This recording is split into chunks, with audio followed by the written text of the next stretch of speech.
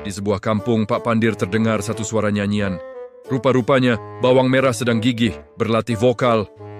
Setelah tewas kepada bawang putih yang dipilih oleh putra raja, bawang merah nekat memperbaiki suaranya. Mana tahu tahun depan ada putra raja second batch yang lalu. Sedang dia leka berkaraoke, tiba-tiba muncul kelibat Pak Pandir dari celah semak samun. Alamak, ingatkan putra raja mana yang sesat, yang keluar tak handsome langsung. Muka pecah rumah, perut buncit pula tu.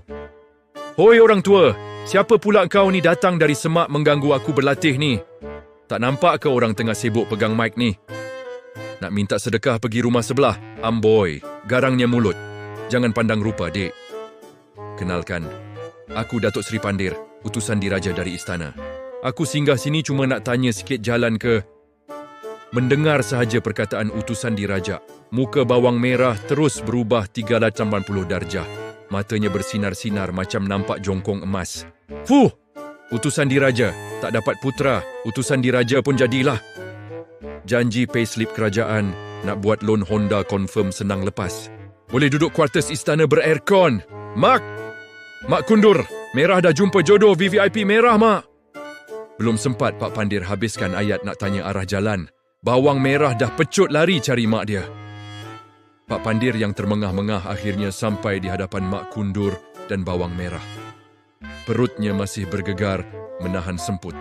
Oi raksasa, baik kau pergi dari sini sebelum aku ketuk kepala kau dengan kayu ni. Berani kau kejar anak aku, ya? Mak, jangan pukul dia, Mak. Ini bukan raksasa, ini pilihan hati merah, Mak.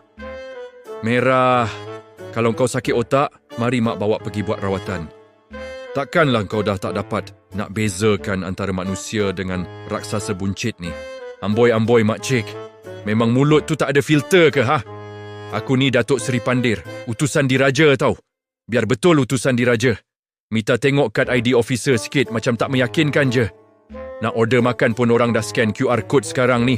Ini kan pula nak meminang. Pak Pandir dengan bangganya menayangkan kad kuasa dirajanya. Walaupun Mak Kundur tak tahu langsung nak beza kad ori ke fake, dia main angguk je. Perasan sungguh korang beranak ni. Anak kau tu yang tiba-tiba pecut lari laju sangat tadi. Aku fikir ada beruang kejar kita dari belakang, tu pasal aku pun lari selamatkan diri sekali. Aku kejar dia sebab nak tanya jalan ke rumah Lebay Malang lah. Tanya jalan? Ingatkan kau tertarik dengar suara merah tadi. Buat penat je aku defend. Rumah Lebay Malang kat hujung kampung sana. Lepas simpang depan yang ada orang jual bomboloni tu, kau terus masuk kanan. Alah, Mak. Melepaslah impian merah. Tak jadilah merah nak merasa pakai kereta Honda loan kerajaan, Mak.